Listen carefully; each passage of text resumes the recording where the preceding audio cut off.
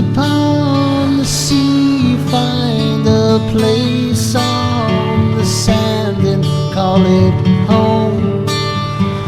Home, home, home.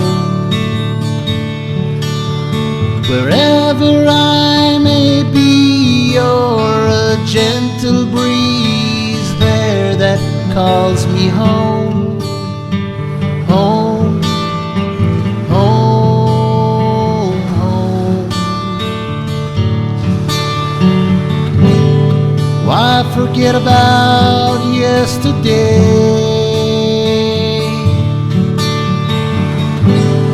Now we've learned blue from gray.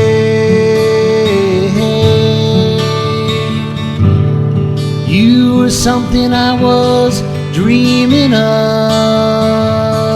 Now I call you love, love, love.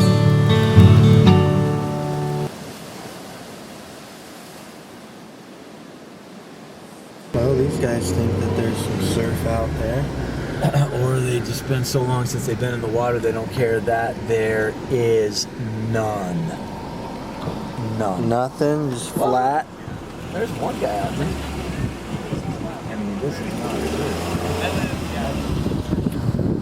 good. We wanted to go for a walk, so. Yeah, let's just go out there and just see what we see. So kind of right out from this, out there, Yeah. is a break called Sewers. And then right here is a break called First Peak. And then right there is a break when it's breaking that's called Second Peak. And that's kind of inside Second Peak. Then there's like another little break, kind of, peak out from that flagpole I've heard old guys call flagpoles. And then Jack's house. Some people call it Jack's, and then 38th, which is right down from there. Can't tell right now because the tide's too high and there's no surf. But this is where it all goes down.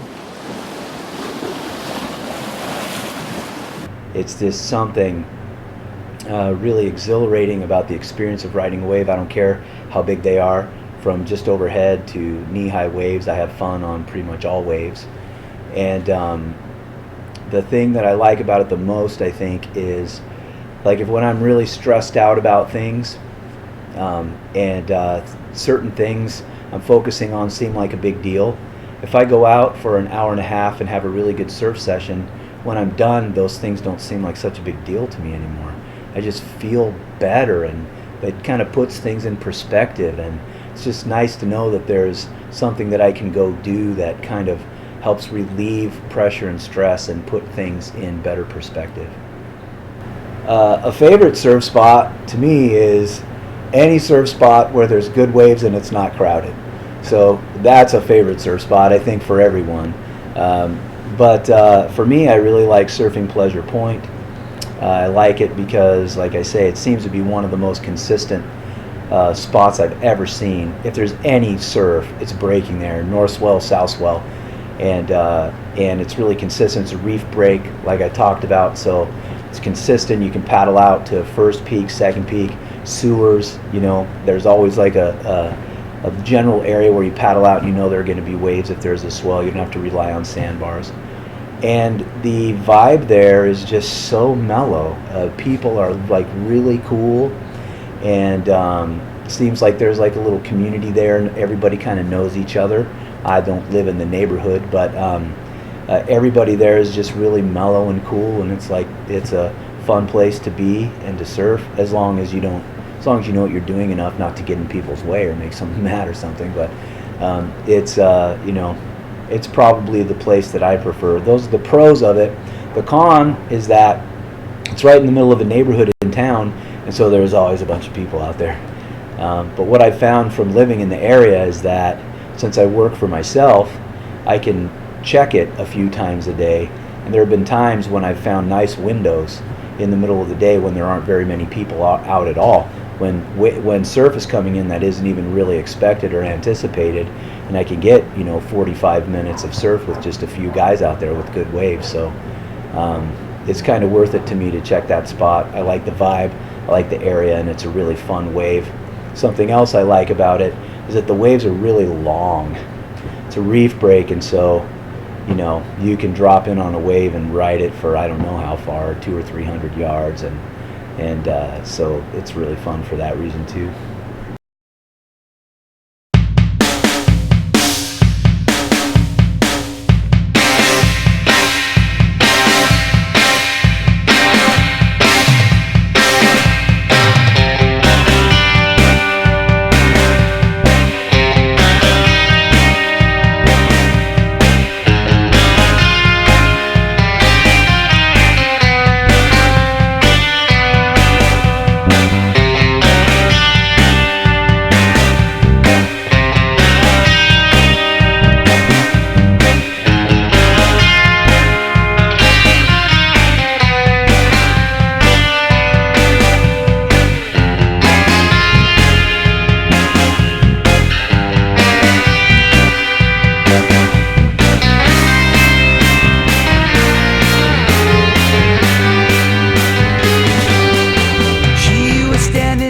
Grocery line. She read the tumor was not benign. Good surf is caused by storms, in the ocean, in the middle of the ocean. And it's really turbulent out there, and it pushes water towards shore, and it pushes waves in. And so when there's no surf, there haven't been any storms, there are no swells. Swells are, is surf that's created by storms at sea. So when there's no surf or not much surf, like in the summertime, it's because the ocean is relatively calm. There aren't a lot of storms going on out in the Pacific. We're on the west coast, so we're talking about storms, in the Pacific Ocean. But ideally, you want it to be really calm, no wind, no storms, nothing, really clean and calm locally by the time the waves hit here. Then you don't have any local wind knocking the waves around, and you just have nice clean sets, and you have waves that are clean. They slope really well. There's not a bunch of bumps or choppiness in the water, and they're more smooth, and they're just more fun to ride.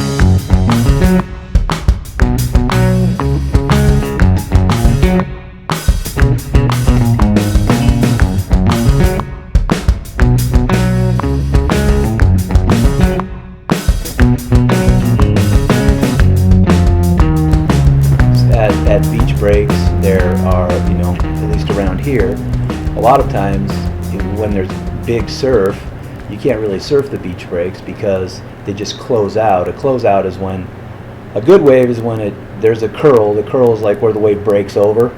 The wave's kind of rolling, you see the part where it breaks over. A good wave is where it breaks over and then it just gradually breaks along until it gets to shore.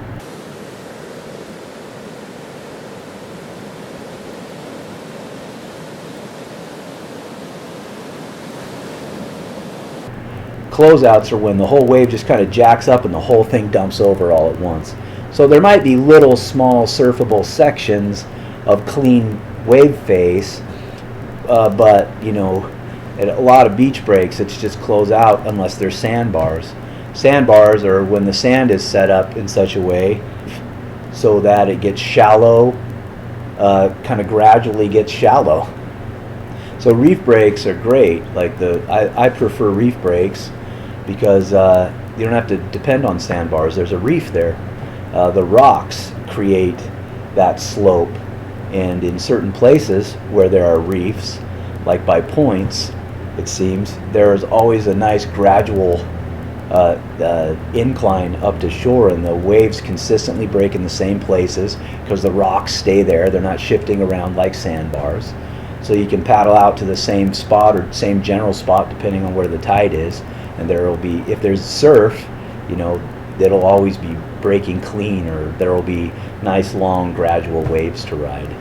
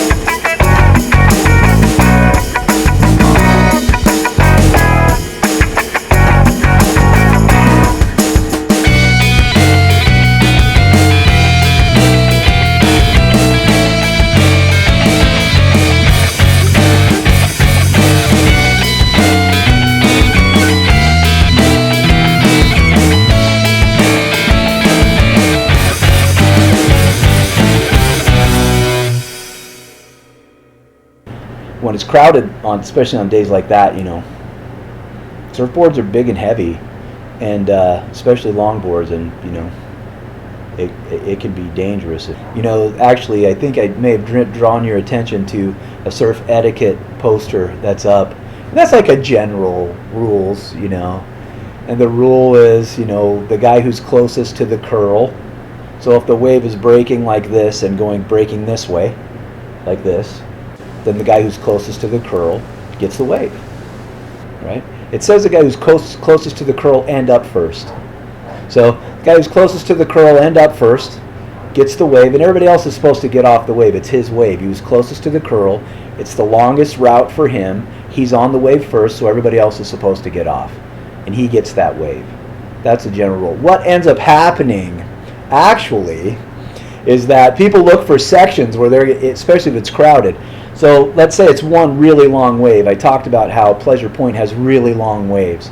So if you're on a longboard, you can catch a wave on the shoulder. That means like way far away from where it's breaking. So if you see a guy catch a wave by the curl, you might be able to still jump on the wave on the shoulder and ride it for a little while before he catches up to you.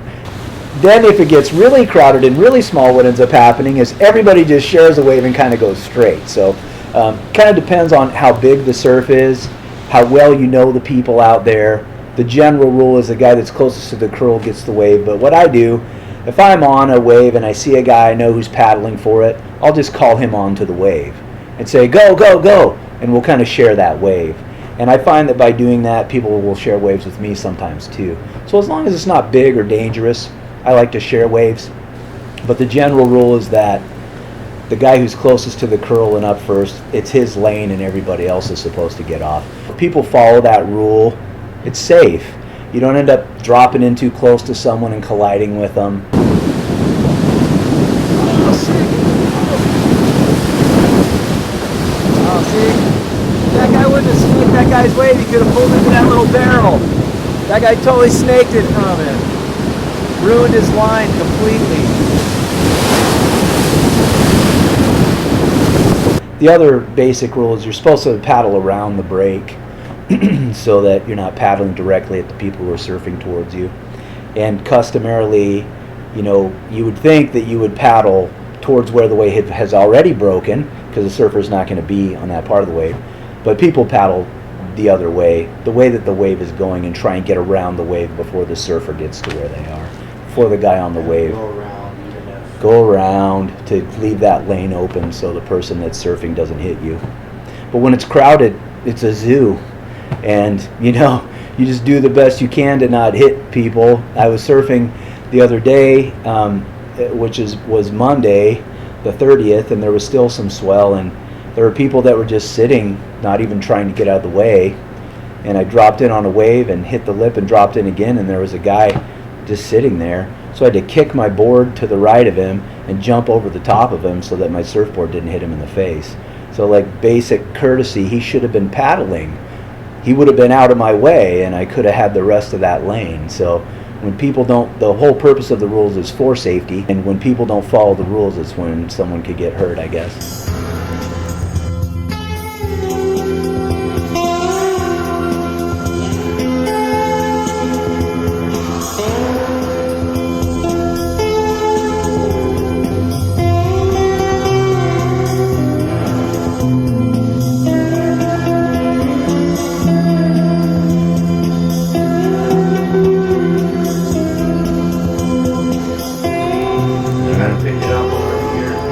Pick up information, and all of my information might not be 100% correct, but that's how I understand it. You know, that's how I understand things. It's yeah, you just pick up information over time, talking to people about it, and yeah.